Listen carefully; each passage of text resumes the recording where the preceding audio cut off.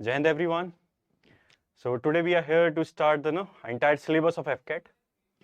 कुछ लोगों ने तैयारी कर ली होगी है ना, कुछ लोग अभी ऐसे मोड पे होंगे जो अभी सो के जागे हैं ना, जैसे जैसे नोटिफिकेशन आया एग्जाम का तभी खुद को जगाया, सोचा थोड़ा पढ़ लिया जाए। लास्ट टाइम तो नहीं कर पाए थे, इस बार थोड़ी मेहनत कर लेते हैं। पर बात बहुत छोटी सी है, ठीक है। एक कोट है हिंदी में, सहज पके सो मीठा होवे, है ना। इसका मीनिंग सिंपल सा होता है, ऐसा फल जो आराम से पकता है ना, जो हाइब्रिड नहीं होता है ना, वो हेल्दी भी होता है और नो जो नेचुरल फ्लेवर होता है उसमें वो भी आता है, ठीक है। तो it is no it's a bitter truth कि जो आपसे 6 महीने पहले तैयारी कर रहे हैं वो 100% आपसे बहुत आगे होंगे, है ना। पर क्योंकि एग्जाम में हर किसी को एआर बनाने की जरूरत है नहीं, है ना, ये भी एक फैक्ट है। आपको क्या चाहिए, एक सीटी तो चाहिए ना। तो उसके लिए पढ़ाई कब से शुरू कर सकते हैं, आज से भी शुरू कर सकते हैं। पर वो नहीं कि आपने एग्जाम से ठीक एक दिन पहले झंडे गाड़ दोगे, तो that is not practically possible. Still you are having time. So बहुत ज्यादा समय खराब नहीं करते हुए भी हम अपना सिलेबस स्टार्ट करते हैं। आप सभी को पता है एफकेट के एग्जामिनेशन में जो सिलेबस है इट इज वेरी लिमिटेड, ठीक है। एडवांस वाला पोर्शन आता ही नहीं है, केवल अर्थमेटिक के कुछ चैप्टर्स आते हैं और कुछ चैप्टर से बहुत ज्यादा आता है, जैसे कि परसेंटेज, एसआई, सीआई, ठीक है, रेशियो प्रपोर्शन हो गया, मिक्सचर एलिगेशन हो गया। इनसे ऐसा लगता है कि सारे क्वेश्चन इन्हीं से आ रखे हैं ना। अब नंबर सिस्टम है, क्वेश्चन आते हैं, कभी कभी एक दो भी क्वेश्चन आते हैं ना, कभी कभी 3 क्वेश्चन भी आ जाते हैं मिसलिनियस बन के, है ना, सिंप्लीफिकेशन में ऐड होके या नंबर सीरीज के। तो अब एफकेट में क्या है, अनसर्टेनिटी भी है। क्वेश्चन पैटर्न तो सेम है कि हम थोड़ा सा प्रेडिक्ट कर सकते हैं ये क्वेश्चन आ रहे हैं। मतलब एक्चुअली अगर अगर आपकी थोड़ी डिसेंट मैथ है, आपने अच्छे से मैथ्स पढ़ी है 12वीं तक और सीडीएस के लिए भी तैयारी कर रहे हैं, तो ठीक से बैठ के अगर प्रैक्टिस कर लोगे ना, तो एक हफ्ते में भी एफकेट के एग्जाम में 20 क्वेश्चंस के 20 के 20 सही सही कर सकते हैं आप, है ना। पर अगर आपका बैकग्राउंड अच्छा नहीं है तो still you are having time. थोड़ा थोड़ा टाइम देके भी आप एफकेट में 20 में से तो मरे से मरे हालत में भी 17 से 18 क्वेश्चन कर लोगे, ठीक है। तो एफकेट के एग्जाम का मैथ्स तो उतना टफ है नहीं। चलो लेट्स मूव फर्दर। हम फिर से नंबर सिस्टम वाला जो चैप्टर है अपना उससे स्टार्ट कर रहे हैं, ठीक है। नंबर सिस्टम चैप्टर को मैं बहुत ब्रीफ में मैक्स टू मैक्स 2 क्लासेस में खत्म करेंगे। आज हम जो भी पॉसिबल थ्योरी वाला पार्ट है उसको फिनिश करेंगे, उसके बाद विल स्टार्ट कि कौन से ऐसे टॉपिक्स हैं जिनकी हमें जरूरत पड़ेगी अपनी इस रेस में, है ना। आज हम नंबर सिस्टम चैप्टर स्टार्ट करते हैं। नंबर सिस्टम में जो भी मैं अभी पढ़ाने वाला हूं ना, आज की जो पूरी क्लास होगी it will be no purely concept based. बस ध्यान से एक कॉन्सेप्ट को ध्यान से पढ़ते जाना। अगर कोई लगता है मैं बीच में क्वेश्चंस बता रहा हूं, प्रॉब्लम बता रहा हूं, तो अपने मन से कोई सा भी एग्जांपल लिखना, खुद से सॉल्व करके देखना, और वो भी जो भी रूल हो, डिविजिबिलिटी का रूल हो या कुछ भी रूल हो, उसको इंप्लाई करके देखना, ठीक है। Now let's start. अब मैं सबसे पहले बिल्कुल बेसिक्स पे उतर के आ जाता हूं, ठीक है। नंबर्स, मैं हमेशा वही बोलता हूं, जब पढ़ ही रहे हो ना, मेहनत कर रहे हो, तो हमेशा बेसिक से पढ़ने की कोशिश करो। मैथ्स को समझ में भी आएगी, रिटेनिंग पावर भी आपकी थोड़ी अच्छी रहेगी, क्योंकि अगर एक छोटी सी शॉर्ट ट्रिक याद करोगे तो थोड़े समय में भूल जाओगे अगर रिवीजन नहीं होगा तो। पर अगर बेसिक्स आपके क्लियर हैं तो कहीं कोई भी दिक्कत नहीं आनी, आप अच्छे टाइम तक रिटेन भी कर पाओगे और आसानी से क्वेश्चंस को भी सोल्व कर पाओगे, ठीक है। अब थोड़ा सा ध्यान देना है ना जो मैं बोलता हूं। नंबर सिस्टम का पूरा चार्ट समझाने वाला हूं, जितना सिंपलेस्ट तरीका मेरे को समझ में आता है उससे समझाता हूं, ठीक है। आज के बाद आपका जो होता है ना कि what is even, what is odd, what is prime, what is composite, at least ये वाला डाउट तो नहीं आएगा, ठीक है। एक ही क्लास में एकदम चकाचक चीजें क्लियर होंगी, ठीक है। अब जैसे जैसे मैं बोल रहा हूँ वो चीज अज्यूम करना, ठीक है। आपके पास एक बकेट है, ठीक है, उसमें मैंने दुनिया भर के सारे नंबर्स डाल दिए हैं। अब हमें बस प्योरिफिकेशन करना है। मैं छन्नी से छानूंगा और बकेट्स में डालता जाऊंगा, ठीक है। अब मैंने क्या लिया, सबसे बड़ा बकेट लिया, उसमें सारे के सारे नंबर्स डाल दिए। अब नंबर्स ब्रॉडली केवल 2 ही टाइप के होते हैं, ठीक है। Number 1 is real number, number 2 is imaginary number, ठीक है। यहां पे लिख रहा हूं मैं, नंबर 1 इज रियल और नंबर 2 इज इमेजिनरी, ठीक है। देखो बहुत सिंपल तरीका है, जैसे अगर इसको ऐसे पढ़ोगे ना तो नंबर्स तो नहीं भूलोगे कभी भी, ठीक है ना। अब मैंने लिख लिया रियल नंबर, इमेजिनरी नंबर। अब सर मुझे कैसे पता लगेगा कौन सा नंबर रियल है, कौन सा नंबर इमेजिनरी है? तो मेरे पास है एक बहुत सुंदर सी मशीन, वही मशीन जिसमें एक तरफ से आलू डालते हैं और दूसरी तरफ से, ऐसी मशीन नहीं है। इसमें क्या होगा, आप एक तरफ से नंबर डालोगे, दूसरी तरफ से you'll get to know कि कौन सा नंबर रियल नंबर है, कौन सा नंबर इमेजिनरी नंबर है, ठीक है। एक्चुअल में इस मशीन की फंक्शनिंग समझो पहले क्या है। ये मशीन में आप जो भी नंबर डालोगे वो सबसे पहले उस पर ब्रैकेट लगाएगी, ठीक है, और उसका स्क्वायर कर देगी। अब स्क्वायर की प्रॉपर्टी तो एटलीस्ट आपको पता होनी चाहिए। जब भी आप किसी भी नंबर का स्क्वायर करते हैं तो 2 ही कंडीशन होती है, या तो वैल्यू पॉजिटिव आती है या तो वैल्यू नेगेटिव आती है, ठीक है। फिर से रिपीट कर रहा हूं, दुनिया के सारे नंबर, जितने भी नंबर हैं, वो सारे नंबर को ब्रॉडली केवल 2 ही पार्ट्स में डिवाइड करते हैं, रियल नंबर या फिर इमेजिनरी नंबर, ठीक है।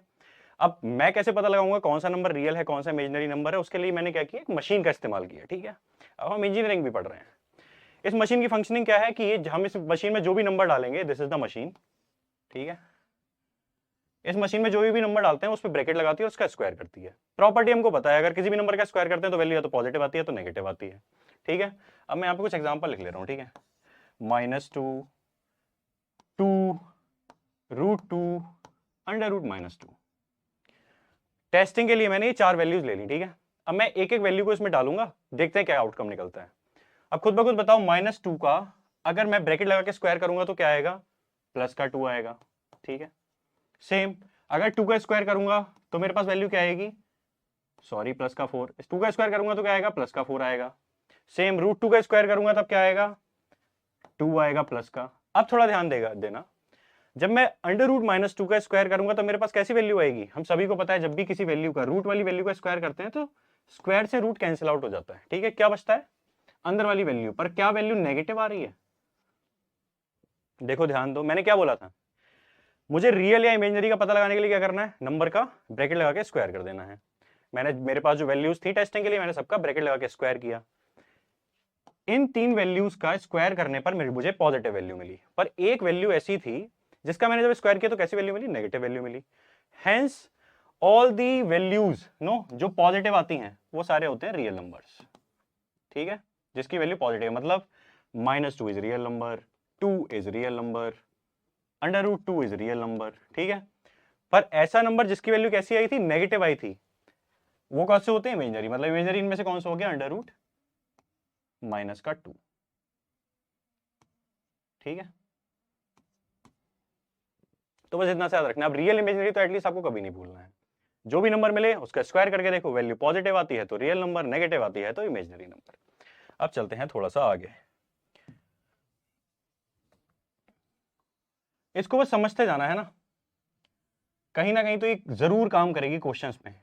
यहां नहीं तो अगर आप CDS का एग्जाम दोगे तो उसमें काम करेगी, CGL का एग्जाम दोगे तो उसमें काम करेगी। पर ये कॉन्सेप्ट्स हैं, बेसिक्स हैं, आपके बेसिक्स जितने अच्छे होंगे ना मैथ्स उतनी अच्छी होगी, क्योंकि बेबी को बेस पसंद है। ठीक है, और बेस जितना अच्छा है, बेसिक जितना क्लियर है, क्वेश्चंस उतनी आसानी से सॉल्व होंगे।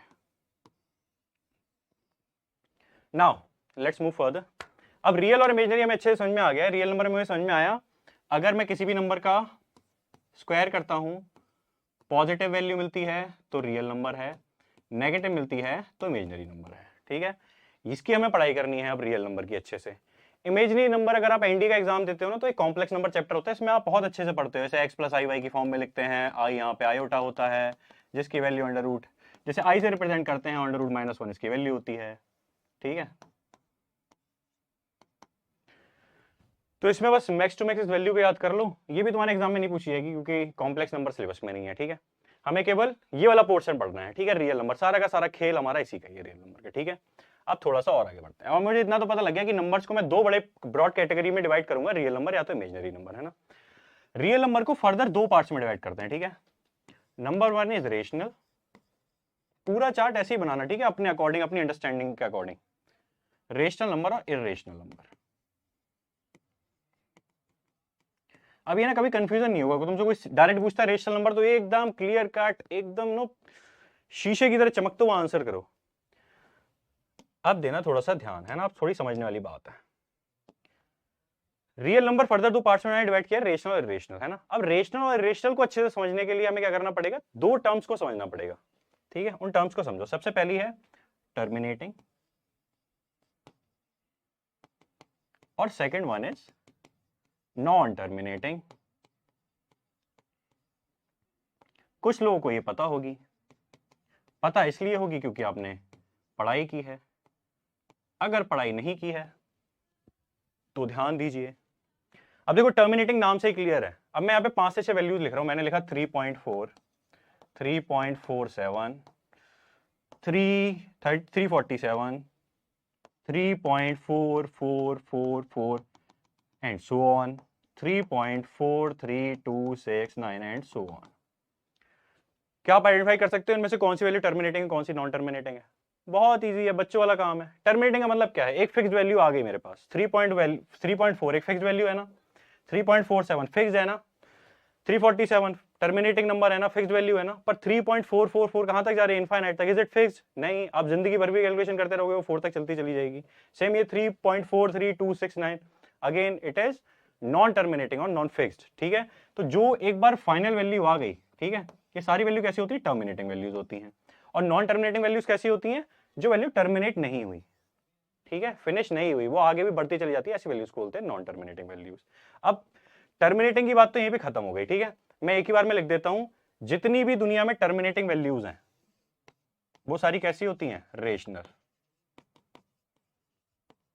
ठीक है ना। अब तुमसे कोई भी पूछे बताओ इनमें से कौन सी रेशनल वैल्यू है, तो आंखें बंद करके बोलना कि सर ये भी रेशनल है, ये भी रेशनल है, ये भी रेशनल है। और रेशनल क्यों है, क्योंकि सारी वैल्यू कैसी हैं, टर्मिनेटिंग वैल्यूज हैं। अब थोड़ा सा और आगे बढ़ते हैं ना, नॉन टर्मिनेटिंग पे फिर से ध्यान दो, है ना। टर्मिनेटिंग तो आपको बहुत अच्छे से समझ में आ गया, अब बात करते हैं नॉन टर्मिनेटिंग की। बेस क्लियर करना है। बेस क्यों क्लियर करना है, क्योंकि एग्जाम के लिए इंपॉर्टेंट है, ठीक है। देखो नॉन टर्मिनेटिंग वैल्यूज अगेन दो टाइप के होते हैं। नंबर वन इज रिपीटिंग, कभी कभी इसको प्यार से रिकरिंग भी बोलते हैं, ठीक है। दूसरी होती है नॉन रिपीटिंग, इसको भी प्यार से नॉन रिकरिंग भी बोलते हैं, ठीक है ना। अब ये रिपीटिंग और नॉन रिपीटिंग का क्या सिलसिला है वो समझते हैं। देखो मैंने क्या बताया कि रियल नंबर के अंदर दो डिवाइडेशन है, रेशनल और इरेशनल, ठीक है। और रेशनल इरेशनल को समझने के लिए हम समझ रहे हैं ये टर्मिनेटिंग क्या होता है, नॉन टर्मिनेटिंग क्या होता है। टर्मिनेटिंग बहुत आसानी से समझ में आ गया। नॉन टर्मिनेटिंग अगेन दो टाइप्स का है। पहले मैं नॉन टर्मिनेटिंग के कुछ एग्जांपल लिख रहा हूं, ठीक है। पीछे से उठा लेता हूं, 3.444, 3.47329 and so on, 3.42624262 and so on, 3.353535 and so on, ठीक है।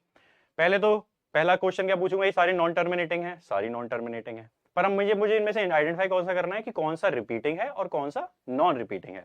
उसके लिए मैं क्या करूंगा, उसके लिए मुझे केवल वैल्यूज पे ध्यान देना है, ठीक है।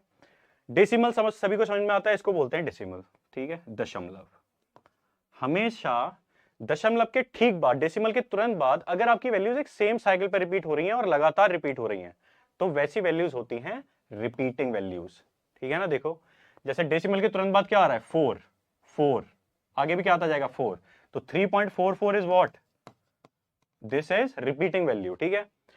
3.47329, कोई पैटर्न फॉलो हो रहा है, कोई पैटर्न फॉलो नहीं हो रहा है, ठीक है। डेसिमल के तुरंत बाद देखो तो ये कैसी है, दिस इज नॉन रिपीटिंग, ठीक है। तो ये कौन सी कैटेगरी में जाएगी, इस वाली कैटेगरी में जाएगी, है ना।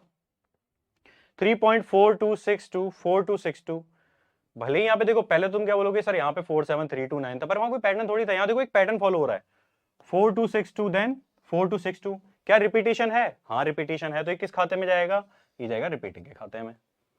क्या यहाँ पे भी कोई पैटर्न फॉलो हो रहा है, 353535 फॉलो हो रहा है, तो ये भी किसके खाते में जाएगा, इसके खाते में जाएगा। अगर ऐसा होता कि 3.353535 के बाद आ जाता 9 और उसके बाद चलता रहता है आगे, फिर ये किसके खाते में जाता, थोड़ा दिमाग लगाओ। मैंने क्या बोला, रिपीट होना चाहिए साइकिल और रिपीट होते रहना चाहिए, इनफाइनाइट तक वो साइकिल रिपीट होना चाहिए। तो क्या ये इनफाइनाइट तक जा रहा है, नहीं जा रहा है। पहले तो फॉलो हुआ 353535, उसके बाद क्या आ गया, 9 आ गया, तो दिस इज नॉट रिपीटिंग। ये किसके खाते में जाएगा, ये जाएगा नॉन रिपीटिंग के खाते में। तो आई होप ये रिपीटिंग और नॉन रिपीटिंग में तो कोई डाउट नहीं रहना चाहिए, बहुत सिंपल सा है। अगर डेसिमल के बाद रिपीटेशन चल रहा है तो रिपीटिंग, डेसिमल के बाद अगर कोई रिपीटेशन, कोई साइकिल फॉलो नहीं हो रहा है तो नॉन रिपीटिंग, ठीक है। तो नॉन टर्मिनेटिंग में दो टाइप के हो गए। अब मैं आ जाता हूं फिर से अपने चार्ट के पास वापस, ठीक है। अब हम रेशनल को एक ही बार में समझ जाएंगे, ठीक है। रेशनल में सबसे पहले तो देखो लिखा है रेशो, RATIO लिखा है ना, तो सारे के सारे रेशोस तो आ जाएंगे। ये तो हमने पहले भी बच्चों वाली क्लास में ही पढ़ लिया था। कोई भी number, any number which can be written in the form of P upon Q, जिसमें Q 0 नहीं होना चाहिए, ये भी देखा है ना हमने, Q is not equal to 0। अब Q is not equal to 0 ऐसा क्यों लिखा होता है वो भी समझ लो। आप सभी को देखो यहाँ पे ध्यान से, अगर Q 0 हो जाएगा, P के अपॉन में अगर 0 आ जाएगा तो ये क्या हो जाता है, इट इज नॉन डिफाइंड, ठीक है। इनफाइनाइट नहीं बोलते हैं, ये भी मैं तुम्हें एक बार क्लास में समझाऊंगा। 1/0 is not infinite, is undefined, ठीक है। तो क्योंकि ये अनडिफाइंड हो जाएगा इसलिए हम Q को क्या नहीं लेंगे, 0। बोला अगर कहीं पे Q 0 होगा तो that would not be rational number, ठीक है, सीधी सी बात ये है। इसलिए हमने पहली कंडीशन लिख दी है, वो सारे नंबर रेशनल नंबर होंगे जो p अपॉन q की फॉर्म में लिखे जा सकते हैं, पर वहां पे q 0 नहीं होना चाहिए, मतलब डिनोमिनेटर 0 नहीं होना चाहिए, ठीक है। दूसरा, सारे टर्मिनेटिंग नंबर्स। अभी हमने पढ़ा ना, इतना दिमाग मारा, अपना माथा पच्ची किया दो चीजों को समझने के लिए, भी अपनी कॉपी में लिख लेना है ना आराम से, कि टर्मिनेटिंग क्या होता है, नॉन टर्मिनेटिंग क्या होता है। नॉन टर्मिनेटिंग के दो टाइप, रिपीटिंग और नॉन रिपीटिंग, और दोनों के एक एग्जांपल लिख लोगे तो ये भूलोगे भी नहीं, ठीक है। आराम से टर्मिनेटिंग भी क्लियर। इसके बाद इसमें नॉन टर्मिनेटिंग वाले भी आते हैं, ठीक है। मैंने क्या बोला, सारे पी वाई क्यू की फॉर्म में लिखने वाले रेशियोज, सारे टर्मिनेटिंग नंबर भी रेशनल नंबर है। उसके अलावा नॉन टर्मिनेटिंग, नॉन टर्मिनेटिंग में भी जो रिपीटिंग वाले नंबर्स हैं, मतलब अगर कहीं पे लिखा हुआ है 3.444 and so on, 3.35 35 35 and so on, it is also rational number, ठीक है, कंफ्यूज मत होना। नॉन टर्मिनेटिंग में दो टाइप के थे ना, रिपीटिंग और नॉन रिपीटिंग, ठीक है। तो जो रिपीटिंग वाले नंबर होते हैं नॉन टर्मिनेटिंग में, वो भी किस में आएंगे, वो अपने इसी में आएंगे, रेशनल नंबर में, ठीक है। तो गड़बड़ नहीं करनी है, ये वाले नंबर भी किस में आएंगे, रेशनल नंबर में आएंगे, इसीलिए समझाया था। तो नॉन टर्मिनेटिंग में भी जो रिपीटिंग होंगे वो कैसे होंगे, वो रेशनल होंगे। अब जो बचा हुआ कचरा है उसको डाल देते हैं इर्रेशनल में। मतलब इर्रेशनल में क्या आएगा, सबसे पहले तो जो नंबर नॉन टर्मिनेटिंग तो है ही, साथ में नॉन रिपीटिंग भी है। मतलब 3535 के बाद जब 9 आ गया था ना, कोई साइकिल फॉलो ही नहीं हो रहा है, कुछ भी लिखा है ना ऑप्शन ऑफ नंबर, वो कैसा होगा, इर्रेशनल नंबर होगा, नॉन टर्मिनेटिंग और नॉन रिपीटिंग जो हो, ठीक है, दोनों फॉर्म। इसके अलावा वो सारे नंबर जो परफेक्ट स्क्वायर नहीं होते हैं, जैसे अगर यहीं पे लिखा है √4, कहीं परफेक्ट स्क्वायर है, स्क्वायर इसकी वैल्यू आ जाएगी, फिक्स आ जाएगी, इसकी वैल्यू होगी 2। कहीं पे लिखा है √25, ये भी परफेक्ट स्क्वायर होता है भाई 25, कितनी वैल्यू आ जाएगी इसकी, 5, ठीक है।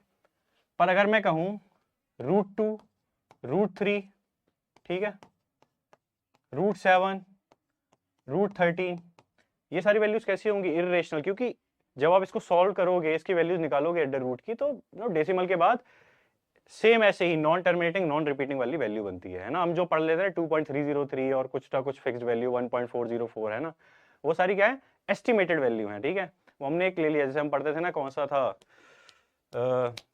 परफेक्ट नंबर, सार्थक नंबर बोलते थे उसको हिंदी में, आई डोंट नो इंग्लिश में क्या बोलते हैं, जिसमें हम राउंड ऑफ करके कर लेते थे, तो that is a round of value, ठीक है। एक्चुअल में इनकी वैल्यूज कैसी आती है, इनफाइनाइट तक जाने वाली आती है, तो इसीलिए हम किसमें लिखते हैं इसको, इर्रेशनल। मतलब √2 is irrational, √3 is irrational, but √4 is what, rational, ठीक है।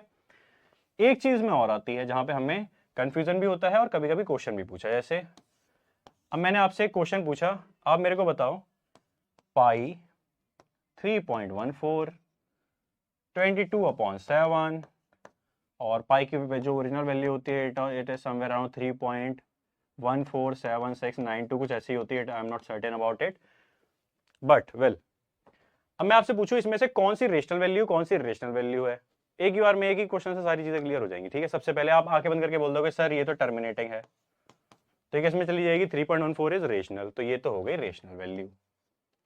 22/7, ठीक है। अब 22/7 सभी को पता है पाई की वैल्यू होती है, बट 22/7 क्या है, इज इट अ रेशियो, ये रेशियो है, हाँ है। मैंने भी क्या बोला, जितने भी रेशियोज हैं जो हम न्यूमिनेटर डिनोमिनेटर की फॉर्म में लिख सकते हैं, वो सारे कैसे होंगे, rational number, it is again rational.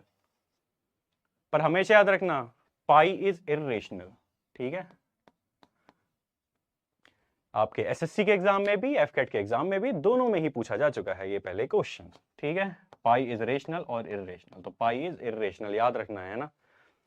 अब ये वैल्यू लिखी है, इस पे तो हमने अभी इतना माथा पच्ची कर ही लिया है, नॉन टर्मिनेटिंग है और साथ में कैसी है, नॉन रिपीटिंग भी, क्योंकि देखो डेसिमल के बाद कोई सीक्वेंस फॉलो हो रहा है, नहीं फॉलो हो रहा है, तो कैसी वैल्यू है ये, इर्रेशनल वैल्यू है, ठीक है। 3.147692 मतलब original value of pi is, ठीक है।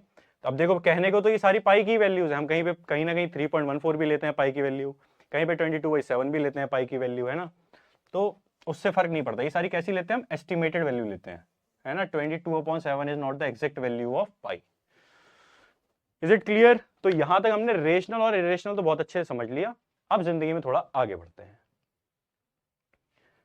और जैसे समझ में नहीं आ रहा है ना, तो अपने ऊपर एक एहसान करना कि वीडियो फिर से जरूर देखना है ना, मतलब if you are just studying this chapter number system for the very first time, तो आप अपने ऊपर सबसे बड़ा एहसान क्या कर सकते हैं, इस वीडियो को एटलीस्ट तो 2 बार देखना, है ना। और अगर हो चुका है रिवीजन कर रहे हो तो 2x वाला ऑप्शन किस लिए दिया है भाई, इस्तेमाल करिए आप उसका, है ना, इस्तेमाल करिए और जंग जीत जाइए। तो अभी तक हमने नंबर्स को छाना छनी लगा के या तो इमेजिनरी रियल नंबर में पार्ट डिवाइड किया, रियल नंबर को फर्दर दो पार्ट्स में डिवाइड कर लिया, रेशनल इरेशनल, रेशनल में सारे रेशोज भी आ गए, सारे टर्मिनेटिंग नंबर भी आ गए, नॉन टर्मिनेटिंग में रिपीटिंग वाले भी रेशनल में आ गए, इरेशनल में कौन सा है, कचरा, नॉन टर्मिनेटिंग के साथ साथ नॉन रिपीटिंग भी, और साथ में पाई भी उसी के खाते में गया, और ऐसे सारे नंबर जो कि परफेक्ट स्क्वायर नहीं थे वो भी किसमें गए, इरेशनल नंबर में गए। अब आ जाते हैं हम रेशनल नंबर पे, इसका फर्क और आगे डिवाइडेशन करते हैं ना। रेशनल नंबर को हम वैसे तो डायरेक्ट इंटीजर पे आ सकते, चलो फिर भी डिवाइड कर लेते हैं। रेशनल को मैंने लिख दिया इंटीजर,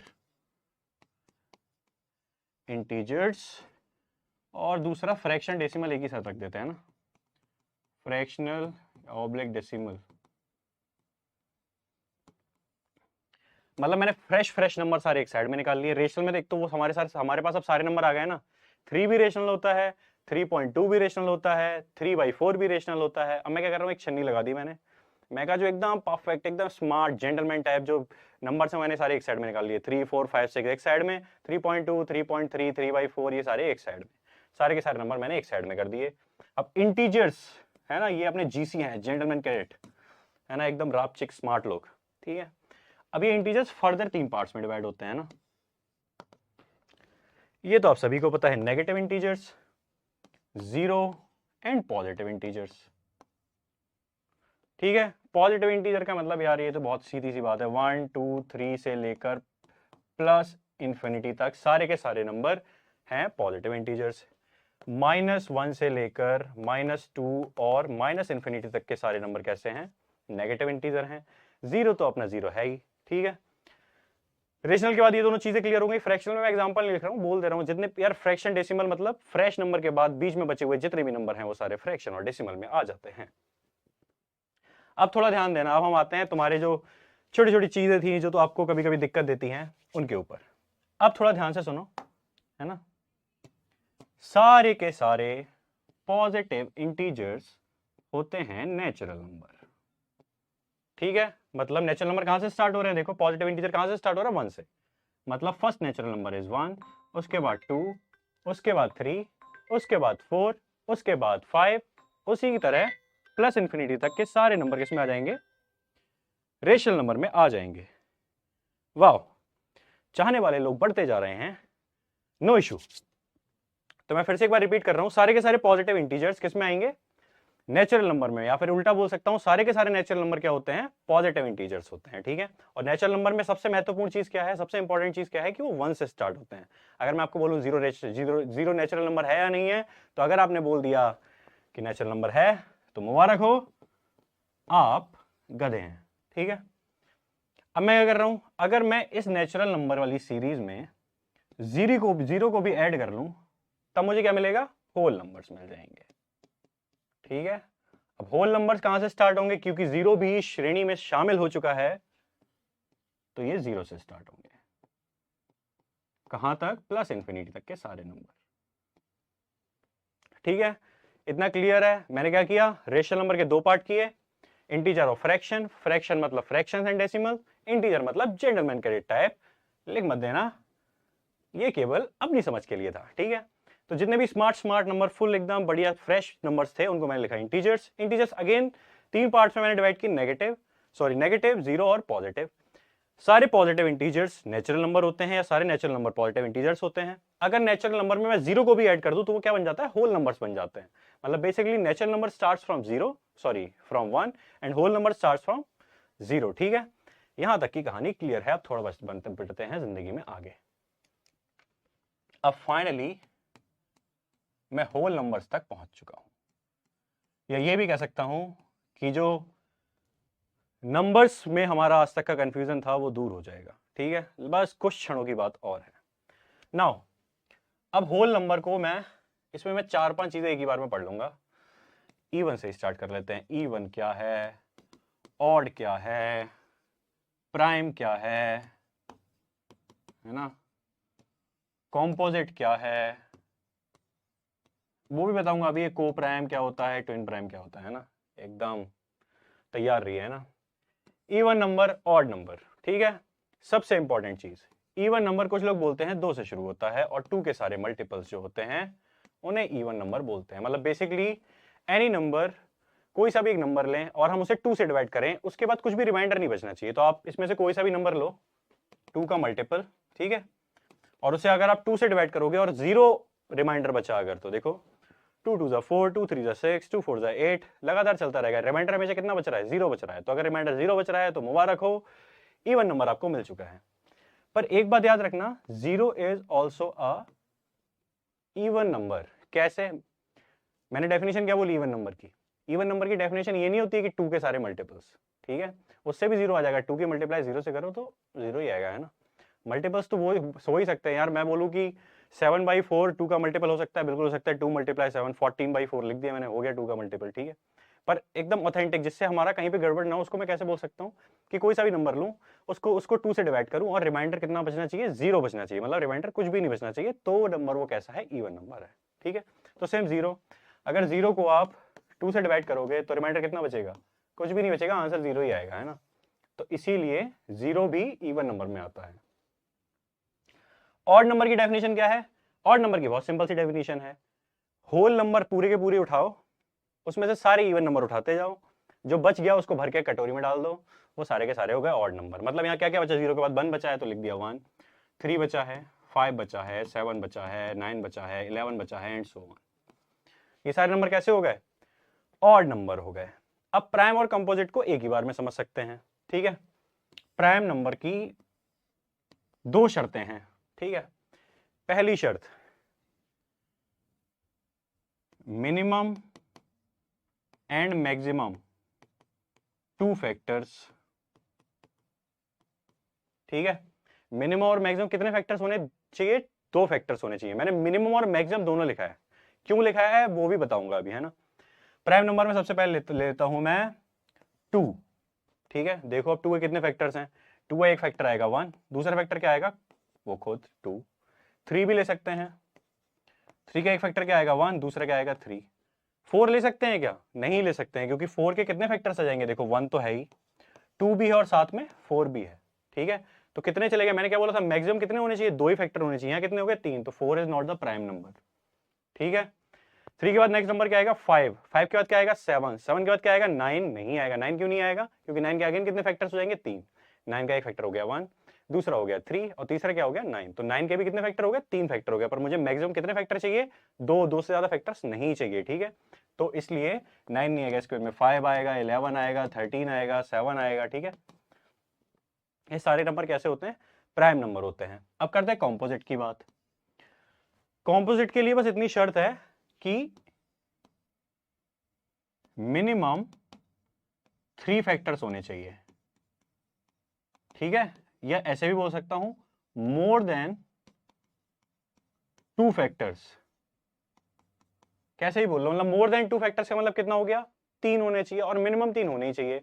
कैसे? एग्जांपल लिखते हैं 4। 4 के कितने फैक्टर्स आएंगे? 3 फैक्टर्स आएंगे। सेम 6, 8, 10, है ना। ये सारे के सारे नंबर कैसे हो गए? कॉम्पोजिट नंबर हो गए, ठीक है। तो प्राइम कॉम्पोजिट की बहुत सिंपल सी डेफिनेशन है, आपको जो भी नंबर दिया गया है, अगर उसके 2 फैक्टर्स आ रहे हैं, केवल 2 फैक्टर्स आ रहे हैं, मतलब वो नंबर केवल खुद से डिवाइड हो रहा है या तो 1 से डिवाइड हो रहा है, तो हो गया प्राइम।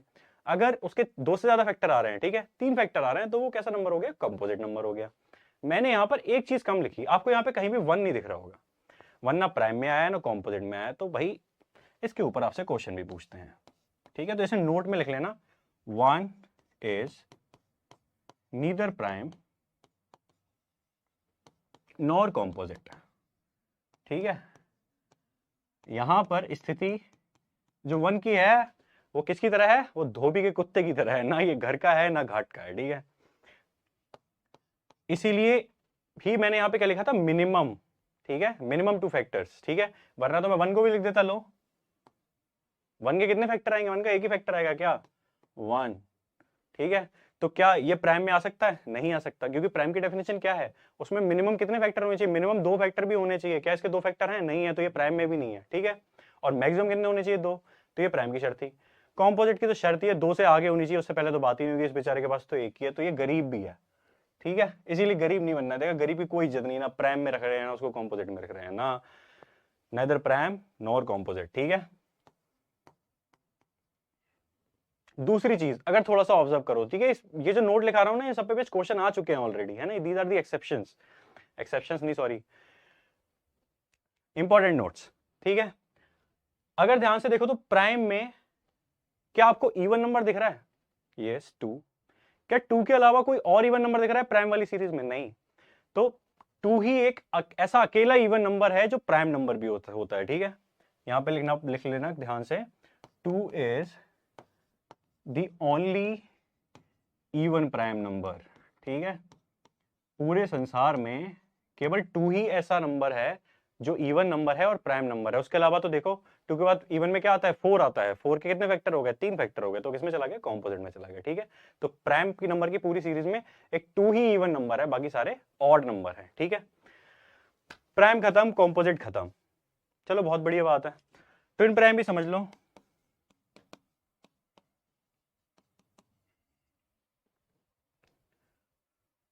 और को प्राइम भी समझ लो। ट्विन प्राइम को प्राइम का मतलब सेट समझो पहले, है ना, ये हमेशा हम सेट में ही काउंट करेंगे, मतलब 2 नंबर्स का सेट होगा, ठीक है।